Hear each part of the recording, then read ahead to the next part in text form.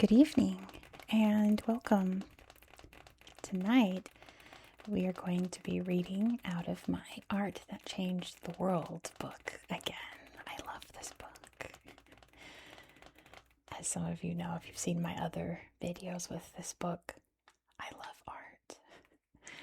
I love many, many different styles and eras of art. And this is part of my Viewer's Choice series. And there it is, picked this topic. They always have great topic ideas. They wanted me to do about an art movement of my choice. And I looked through this book and I just couldn't decide which one to do. So I put a bunch of them in a bowl. And I'm going to pick one randomly, and I'm going to deliberately make sure not to put it in the title so that you don't know which one it is either. If it's all mixed up, I'll pick it with my eyes closed just to make it extra mysterious. So thank you, and there it is for picking art. I have so many new brushes, as you can see. I don't need this little palette there. We decided as a family our entryway needs some art.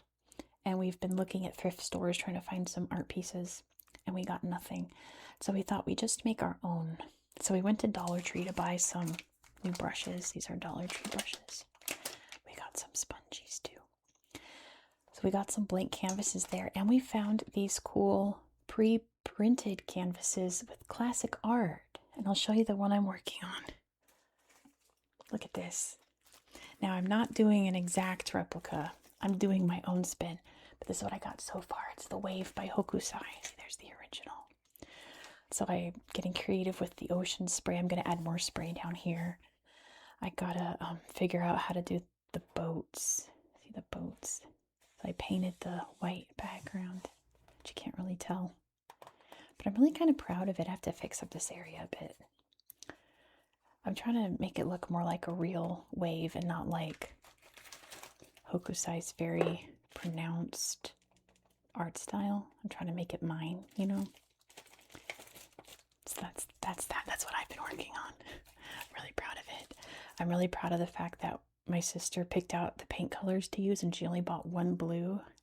So this is me working with different blues to make it work. I'm really proud of it. Okay, let me move this out the way carefully.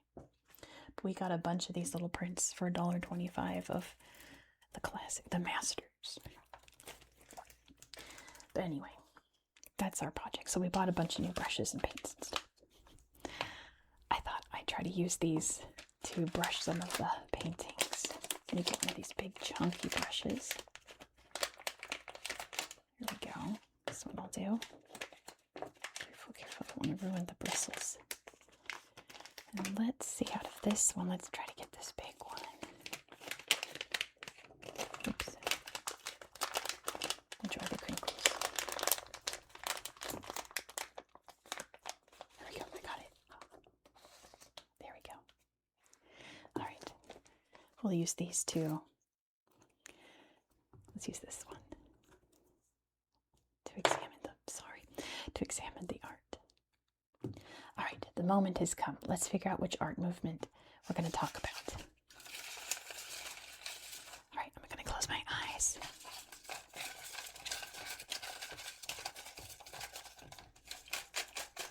And we're going to do this one. Dum, dum, dum, dum, dum, dum, dum, dum. Neoclassicism. All right. Neoclassicism. Exciting. Okay, let's do it. Oops, one of them fell out. Oh, I'm sorry. Impressionism didn't have a chance. Oh no, sorry, Impressionism. Maybe we'll just glance at Impressionism at the very end, just to give it a little shot.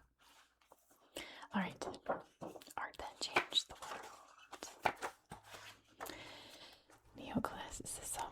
Yeah, I read through all the different styles that I like, and I don't know, this book is really great in explaining all the art, but I feel like the examples they use for certain artists aren't the best. In some cases, in my opinion. So it's like, oh, if I want to talk about Impressionism, I want to talk about Monet, but I would pick, I mean, maybe not the bridge, but more of the haystacks. Although the water lilies aren't, I don't know. Stuff like that. 220. Neoclassicism. Let's see what we got here. So neoclassicism is around 1750 to 1820. Vision of antiquity. Let's use this to help me read. It says, during the late 18th and early 19th centuries, neoclassicism was the predominant style in Western art. The movement drew inspiration from the recent archaeological discoveries at Pompeii and Herculaneum in Italy, but it went beyond mere imitation.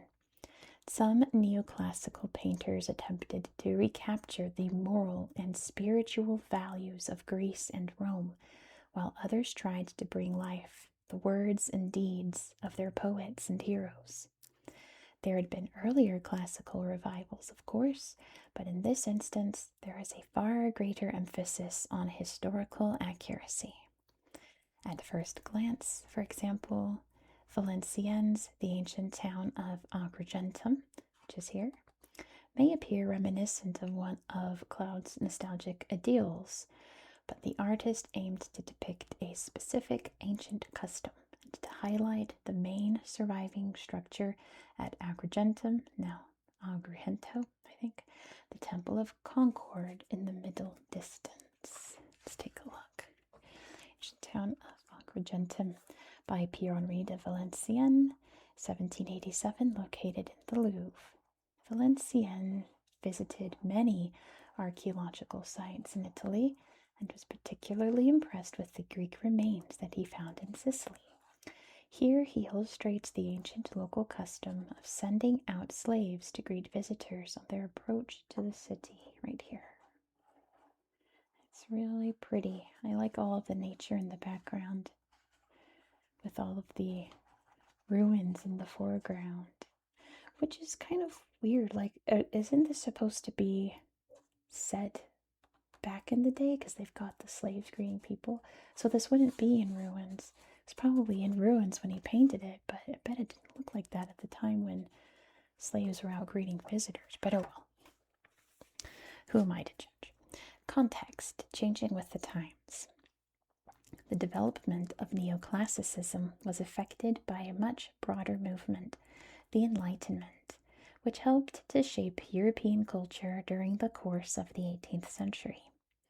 Its leaders placed a very high value on the virtues of reason, philosophy, and scientific study, advocating their use and questioning early preconception about faith, tradition, and authority.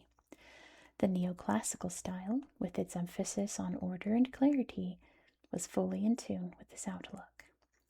The high-minded attitudes of artists and thinkers helped to create a different vision of the classical world.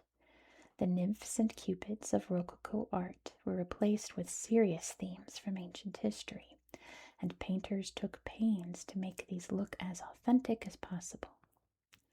The setting of Benjamin West's Agrippina, for example, is based on Robert Adams' illustrations of the Roman ruins of Splataro, which is now Split in Croatia. Similarly, Joseph Marie Vienne's neoclassical scenes often include detailed depictions of artifacts excavated at Herculaneum. Mythological themes were still acceptable, but tended to be heroic scenes from Homer rather than the amorous interludes of the gods. In France, many of the historical pictures that were produced in the 1780s related to the Republican phase of Roman history. Inevitably, this has led to conjecture that these paintings were meant as political propaganda.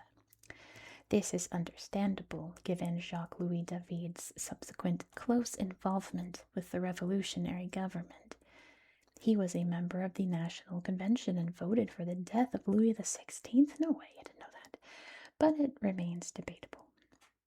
After the revolution, however, there is no doubt that neoclassical art was sometimes created with deliberate political intent. David's intervention of the Sabine women was clearly intended as a plea for reconciliation.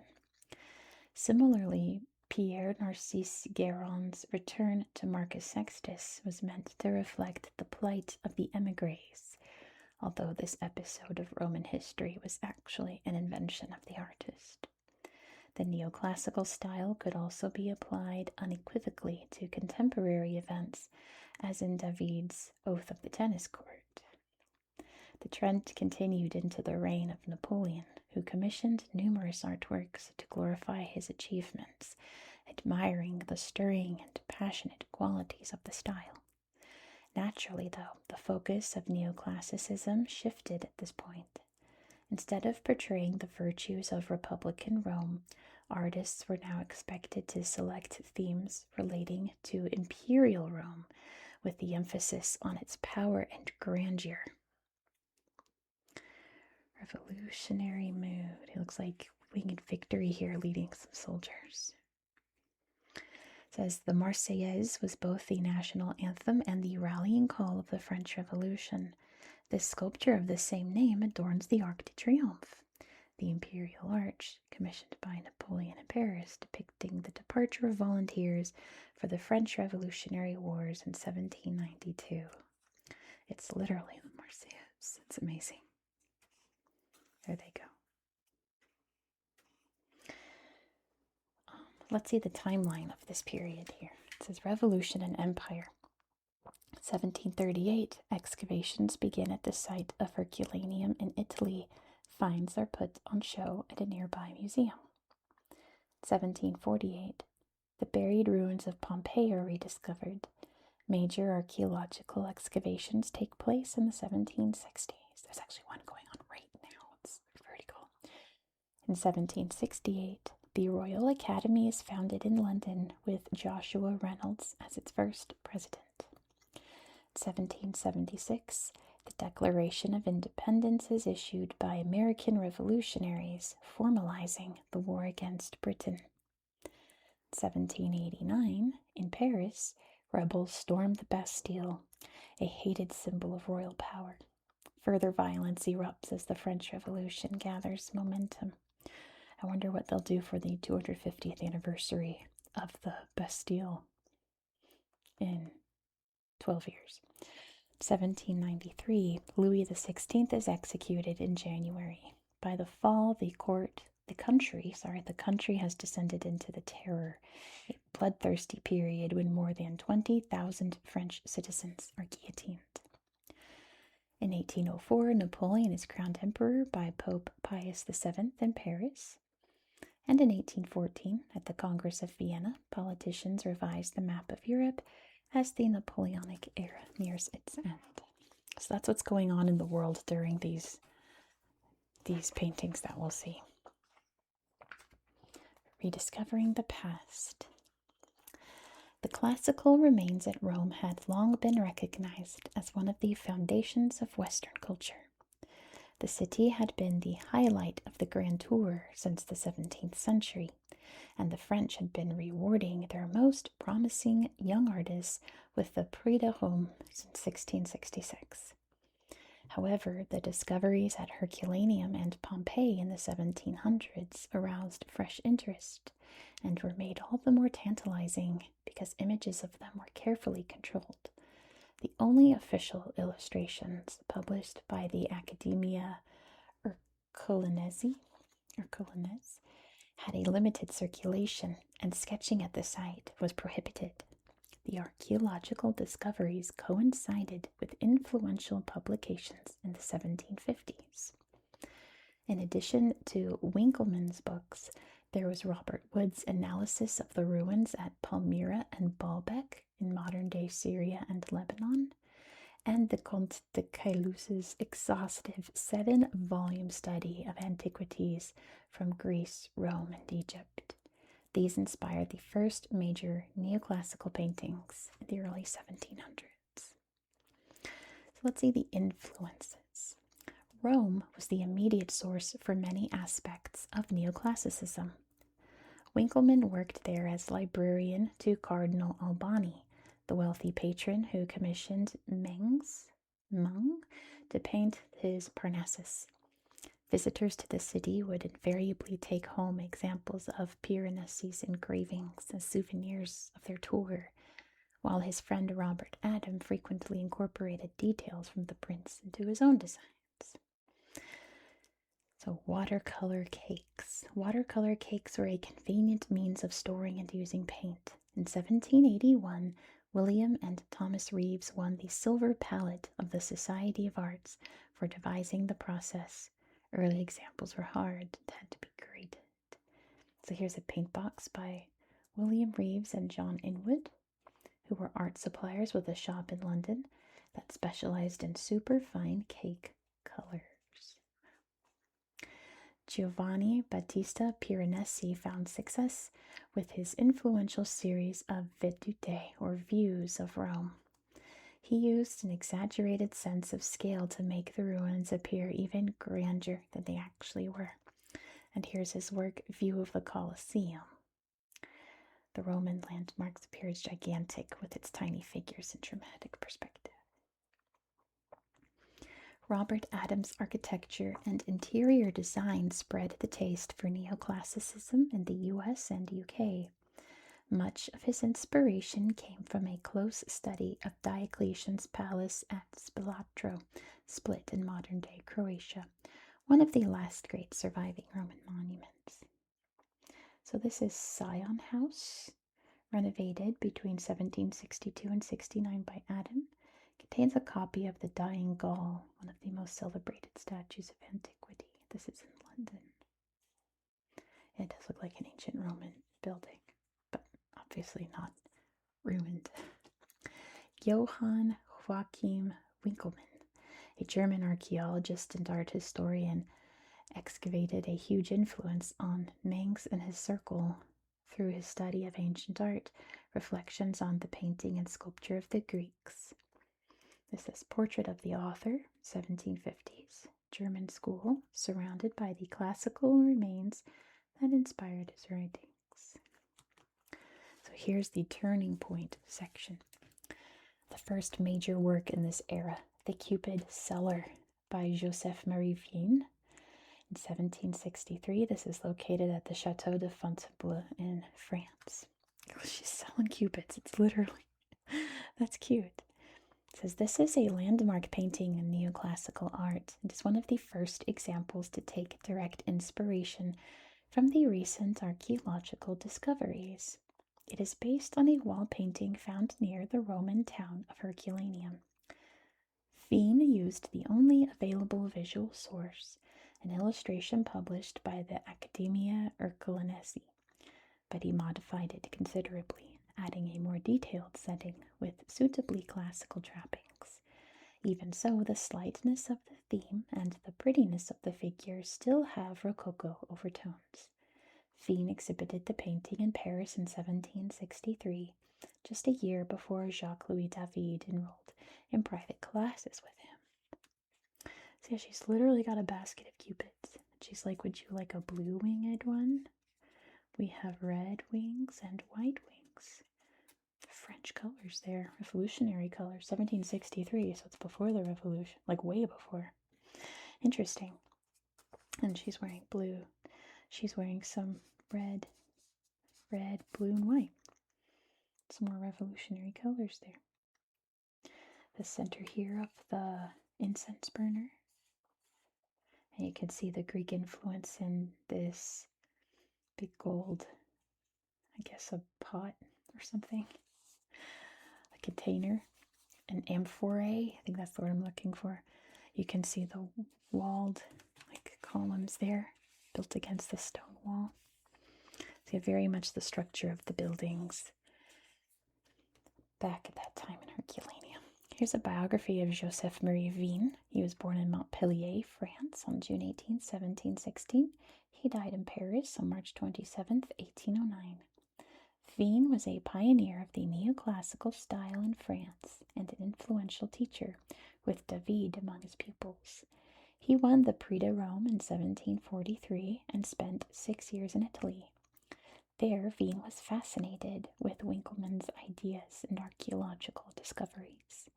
He enjoyed incorporating classical elements into his work, but the results often seem charming rather than serious-minded, like this one. Even so, his career flourished. He became director of the French Academy in Rome in 1755 and first painter to the king in 1789. Now let's see the timeline of images here. Timeline. I do hope this is all in frame. Yeah, it's good. Okay. The initial focus of neoclassicism was in Rome. Sorry for my tummy, holy moly. Where it was shaped by two dominant personalities. Winckelmann was the great theorist of the movement, while his friend Mengs, I don't know if that's French or German or what. I wonder if it'll tell us somewhere. Mengs managed to translate his ideas into a number of hugely influential paintings. At first, the main aim was to analyze and revive classical forms, but as the style spread, there was a growing emphasis on recapturing the values of the ancients. This trend was most evident in France, where neoclassicism became associated with the Revolution and the rise of Napoleon. So first event here is Diderot's Encyclopédie. The first part of the 28-volume Encyclopédie, edited by Denis Diderot, is published in 1751. Its radical content will play a significant part in shaping the French Revolution. Looks like some bristles are falling out. This is probably not the best paintbrush to paint with. Yeah, like one of the bristles is loose. Okay, I'm going to set this aside so I don't damage it anymore. We'll use the big one. The Ruins of Baalbek. In 1757, the writer, traveler, and politician Robert Wood publishes his book on the Roman remains at Baalbek in Lebanon. Its illustrations prove highly influential for designers such as Robert Adam. Our first artwork here is Jupiter Kissing Ganymede by Anton Raphael Mengs. He was Italian? Mengs? Okay. From 1758 to 59, this is located at the Galleria Nazionale d'Arte in Antica, Rome.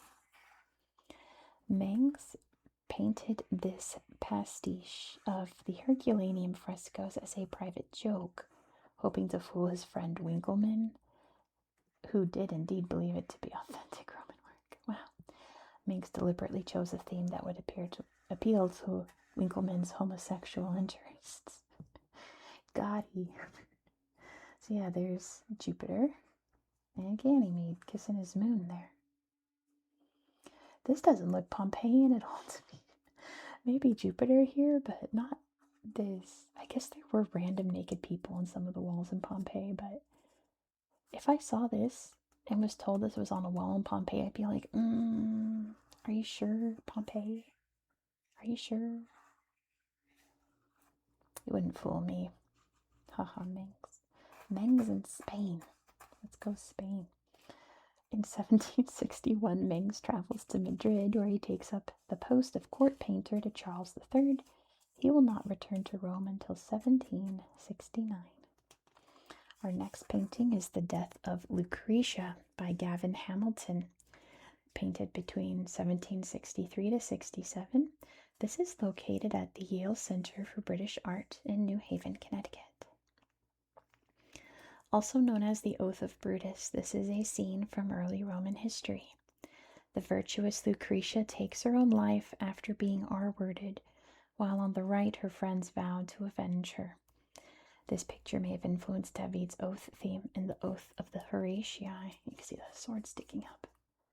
All bloody, they're going, no. She stabbed. She's like, no, I'm crying. There's blood on the floor. You can see the sheath there, and he's like, wiggity, what? No. Yeah, it's you can see the Oath of the Horatii influence here. That painting's probably gonna come up later, I hope, because I really it's my favorite David painting. Yeah, lots of movement and stuff there, lots happening. I like that. Let's read about Gavin Hamilton. He was born in Lancashire, Scotland in 1723, and he passed away in Rome on January 4th, 1798. The influential Scottish painter, picture dealer, and archaeologist Gavin Hamilton first traveled to Italy in 1748. He trained under Agostino Mascucci and spent most of his career in Rome, where he became part of the circle around Mengs and Winckelmann, offering an important point of contact for visiting British artists. As a painter, Hamilton is best remembered for a series of heroic canvases based on Homer's Iliad. Gradually, though, he found it more lucrative to sell paintings to tourists, as well as antiquities from his own archaeological digs. Next event, or next painting, I guess, is this Chamber of Roman Ruins by Charles-Louis Clairceau, circa 1766. This is located at the Santa Trinita del Monte in Rome. This extraordinary trompe-l'oeil fresco was designed to create the illusion of an ancient Roman ruin exposed to the elements. Oh, I see. That's neat. Perspective there. The furniture was in a similar vein. The desk was a damaged sarcophagus, while the table and chairs were formed from broken architectural fragments. That's amazing. What a cool room. Full of broken stuff used to make furniture. And then they painted the wall to make it look like you're looking out at a Roman ruin. That's so neat. That's some decoration inspo there. Our next work is Agrippina landing at Brundisium with the ashes of Germanicus. This is by Benjamin West, 1768, and this is located at the Yale University Art Gallery in Connecticut. See the procession here. Everything's very dark around them, but they're light, bright, with the beautiful buildings in the background. Commissioned by the Archbishop of York, this austerely neoclassical scene sealed West's reputation in England. Agrippina returns to confront the man who ordered her husband's death and is greeted by crowds of sympathizers. The subject was drawn from an account by the Roman historian Tacitus. Yeah, a lot of these events I read History Magazine articles about. It's funny. We have a historical event, Runciman at Penicuik. In 1772, the Scottish painter Alexander Runciman carries out his most ambitious project, the decoration of Penicuik House, with scenes from Ossian and Scottish history. We have this beautiful painting here called The Montgomery Sisters by Sir Joshua Reynolds, 1773. It's in a private collection. This is a study for a portrait commissioned to mark the engagement of Elizabeth Montgomery, which is her. Her fiancé instructed the artist to paint the three sisters together, representing some emblematical or historical subject. Reynolds chose an apt theme, showing them adorning a statue of Hymen, the Roman god of marriage. It's appropriate. This is beautiful. Wow, if I had seen this, I would not have been able to guess what time period this came from. That's a really pretty painting. I like that a lot. This is about the Grand Tour. The neoclassical movement coincided with the heyday of the Grand Tour. For most of the 18th century, young British aristocrats and gentlemen would complete their education by visiting cities of Europe. The highlight was Rome, where tutors would guide them around the classical remains. And there's a painting here by Catherine Reed from 1751 at the Yale Center for British Art, and it's called British Gentlemen in Rome.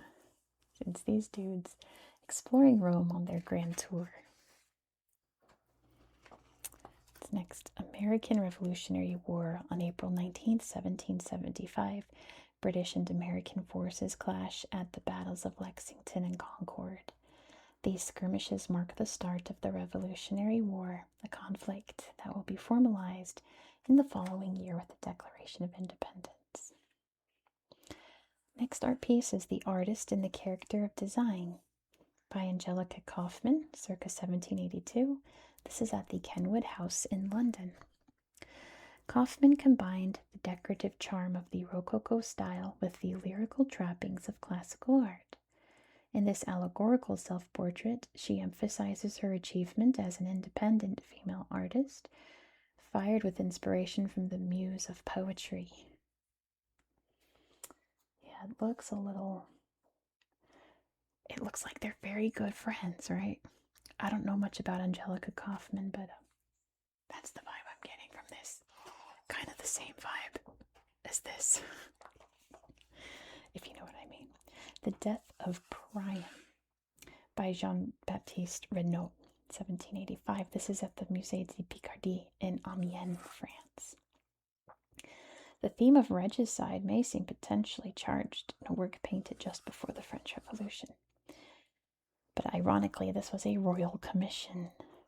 Regnault was working in a highly Italianate style at this period, even signing his pictures as Renaud of Rome. Renaud de Rome. Yeah, look at this. The bright red flaring out. This, I guess that's the king about to get his head chopped off by the sword here. With all the death around it, like now. And the city burning, burning, burning behind them. You can see the ancient Roman structures there and statue. Then we have Goethe in the Roman Campagna by Wilhelm Tischbein, 1786 to 87. This is at the Stadelskesses Kunstinstitut in Frankfurt, Germany. Sorry for my German.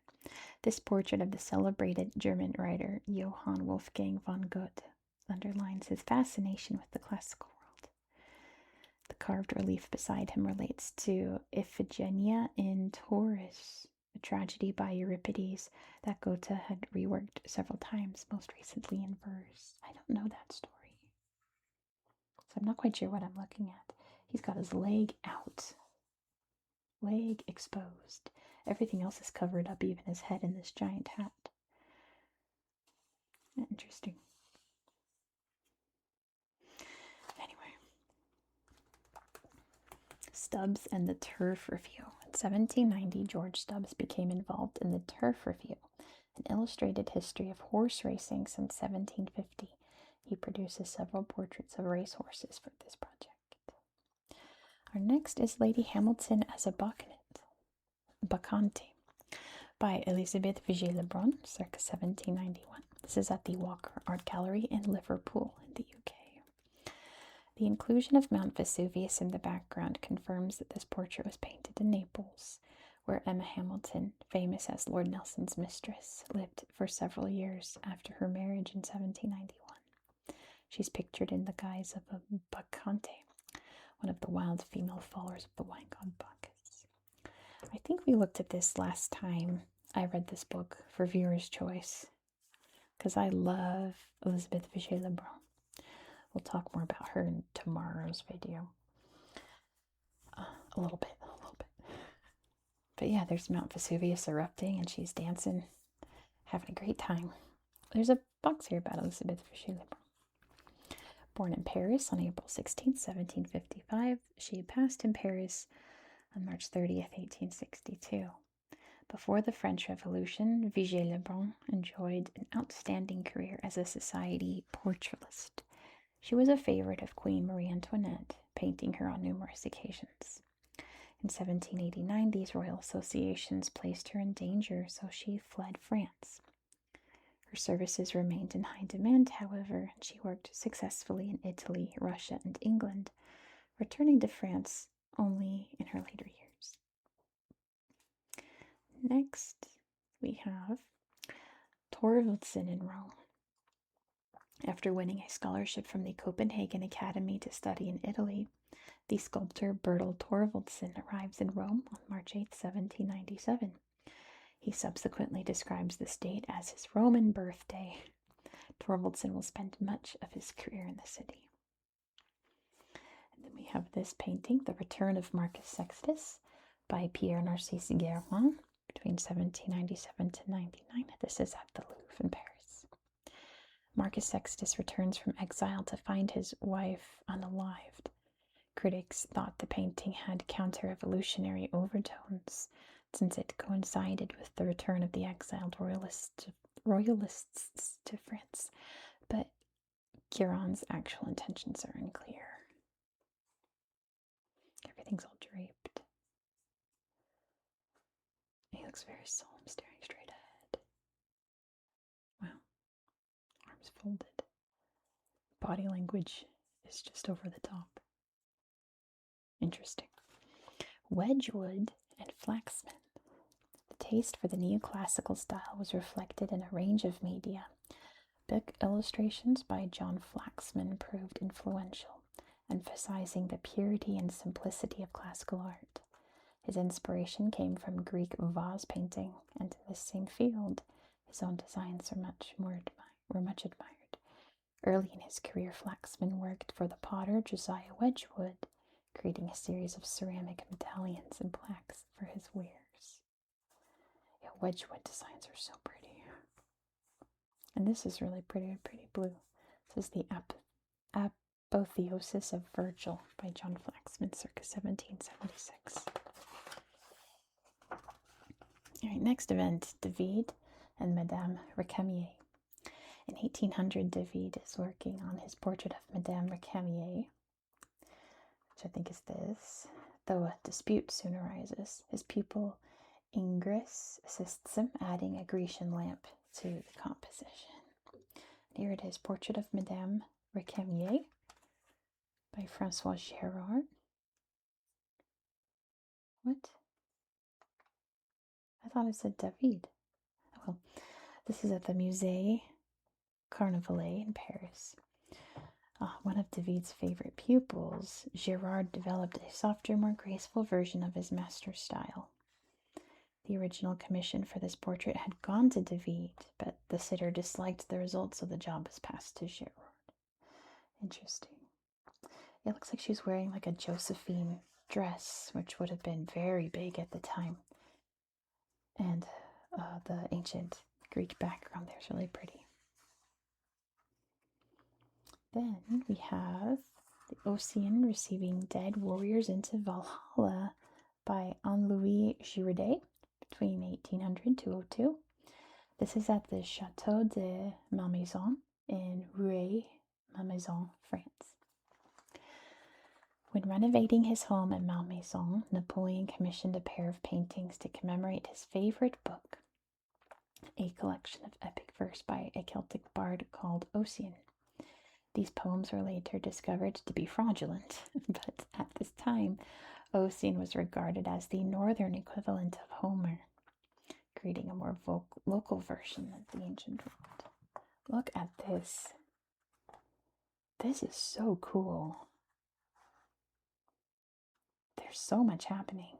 Look at, these are soldiers from the times meeting with, there's an ancient knight, naked angel lady, lots of naked angel ladies, and this warrior here, all in white. There's battle angels up here. I guess it's a Valkyrie. And the hawks. This is cool. That's a neat painting. Let's read about Henri Girardet. Born in Montargis, France, January 29, 1767. He died in Paris, December 9, 1824. Girardet was one of David's most gifted but erratic pupils. After training briefly as an architect, he entered the master's studio in 1784, and 5 years later won the Prix de Rome. He was an outstanding portraitist and retained David's scrupulous technique throughout his career. However, some aspects of his work led to his association with Romanticism, notably his taste for highly imaginative subjects and his practice of painting at night, which produced some very unusual light effects. David was bemused by much of Girardet's work, but Napoleon was enthusiastic and offered him a number of commissions. Vien dies. Joseph Marie Vien dies in Paris in March 1809, a year after being raised to the nobility by Napoleon Bonaparte. He spent his final years on the task of writing his memoirs. Here's a painting of the entry of Napoleon into Berlin. This is by Charles Meunier, 1810. This is at the Chateau de Versailles in France, which tomorrow's video is going to be about Versailles. Anyway, we might see this come up in the book I'm going to show you. Napoleon commissioned a number of artworks to commemorate his successful Prussian campaign of 1806, where he led a triumphal procession through Berlin following his victory at the Battle of Jena. Meunier painted several frieze-like canvases on patriotic themes and also produced designs for the sculptures and reliefs that were to adorn the Arc de Triomphe du Carrousel in Paris. I bet you a lot of these faces were people that he knew, like personally, painted in. There's Napoleon on his white horse. You can see the Arc de Triomphe back here. However, next is the Battle of Waterloo. On June 18, 1815, the combined British and Prussian armies inflict a crushing defeat on the French at Waterloo. This finally shatters Napoleon's imperial ambitions. He abdicates, and in October is exiled to the island of St. Helena. Next we have this artwork, Cupid and Psyche, by Jacques-Louis David, 1817. This is at the Cleveland Museum of Art in Ohio. After Napoleon's defeat and the restoration of the monarchy, David went into exile in Brussels. In his later paintings, he steered clear of political controversy. In this instance, he used an ancient tale by Lucius Apuleius, I think, for a moral allegory, contrasting the idealized beauty of Psyche with the coarse naturalism of Cupid. He's looking directly into at the viewer here, being like, yeah, I'm touching her thigh, what of it? She looks very calm, lackadaisical, also just straight up naked, just lounging, as one does, with this pretty background here. But yeah, Cupid's looking right at the viewer there. That's pretty wild. Frankenstein published. Frankenstein, or the Modern Prometheus, is published anonymously in London on January 1st, 1818. The author, 21-year-old Mary Shelley, was inspired by a dream that she had while staying near Geneva.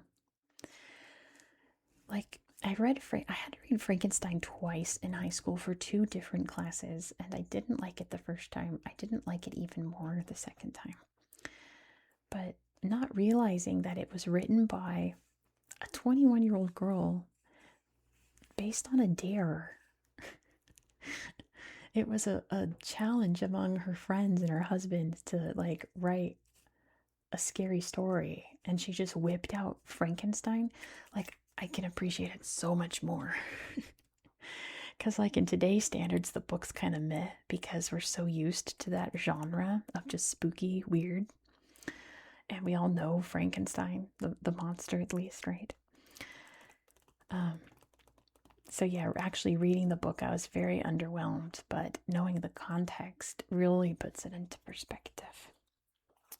Here's Augustus listening to the reading of the Aeneid by Jean-Auguste Dominique Ingres in 1819. This is located at the Musée Rio de Beaux-Arts in Brussels, Belgium.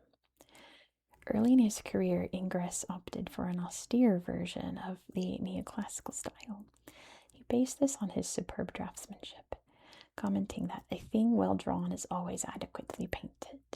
Here the colors are muted, the figures are sculptural, and there's no interest in the setting. It's all black. So yeah, there's, was it Augustus? Just chilling, listening to the Aeneid being told to him in the lap of this naked man.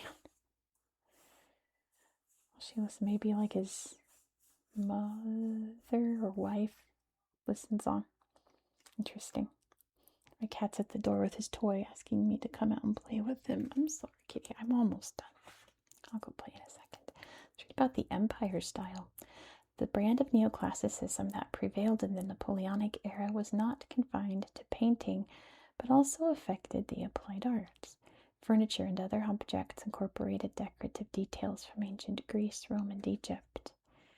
In some cases, the inspiration could come from modern neoclassical artworks. Here, the heroic figures of David's The Oath of the Horatii adorn an ornamental clock. It's literally the painting on a clock. That's so cool. I want something like that. It's circa 1810. This is at the Musée Carnavalet in Paris. And yeah, here it is. The Oath of the Horatii Masterwork. This is why I put neoclassicism into the wall, so we can analyze this painting here. It's by Jacques-Louis David from 1784. This is at the Louvre. This is the most famous neoclassical painting by far. It brought David international renown, confirming his position as the most important artist in France. It also constitutes a perfect example of the style itself, its striking simplicity recalling a classical relief.